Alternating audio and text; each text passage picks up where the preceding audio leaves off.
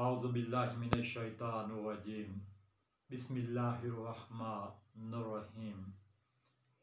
मेरे मुसलमान भाइयों व मुअज़्ज़ज़ सामीन व नाज़रीन कराम, मैं आपको कुछ हाजी इल्मदीन शहीद के बारे में बताना चाहता हूँ कि उनके दिल में ये शहादत की तहरीक किस तरह पैदा हुई।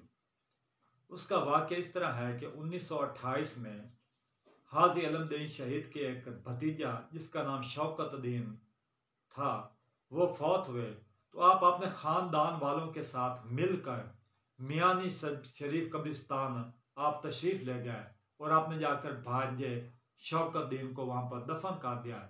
जब आपने ख़ानदान वालों के साथ वापस आ रहे थे तो वापसी पर आपने एक बहुत बड़ा जनाजा देखा। ये जनाजा बहुत से अफराद पर मुश्तमल था, हज़ारों की तादाद में लोग इस जनाजे में शरीक थे। तो ये जनाजा उस हस्ती का था जिसका नाम मौलवी ताजुद्दीन, जो कि गढ़ी शव से ताल्लुक़ रखते थे और आप एक बहुत बड़े वक़्त के वलीउल्लाह और आलम दीन थे। हज़रत हाजी इल्मदीन शहीद ने अहले जनाजे के साथ जो से लोग थे उनकी शिरकत में एक बड़ा वल्हाना और अकीदतमंदाना मंजर देखा और बहुत पुरकैफ और सरूर देखा। तो आपके दिल में भी एक इश्क का एक नन्हा सा बीज पैदा हुआ और आपने बेसाख्ता अपनी ज़बान से ये कह दिया कि काश ज़िंदगी हो तो ऐसी हो, मौत भी हो तो ऐसी हो। ये एक इब्तदाई तौर पे एक छोटा सा बीज था, नन्हा सा पौधा था, जो बीज था, जो बाद में एक बड़ा तनावर दरख्त बन गया। और ये उसकी हाजी इल्मदीन शहीद की शहादत की ये वाक़या, ये बुनियाद है जिसको कभी हम इसको हाजी इल्मदीन शहीद रहमतुल्लाह अलैह की ज़िंदगी से हम कभी इसको जुदा नहीं कर सकते, क्योंकि ये एक बुनियाद थी। इस बुनियाद ने तहरीक दी। इस तहरीक के नतीजे में बाद में हाजी इल्मदीन शहीद को इस तरफ मायल किया और उनके दिल में भी ख्वाहिश हुई कि मेरा भी जनाजा इस तरह का होना चाहिए कि जिसमें हज़ारों क्या लाखों अफराद शिरकत करें।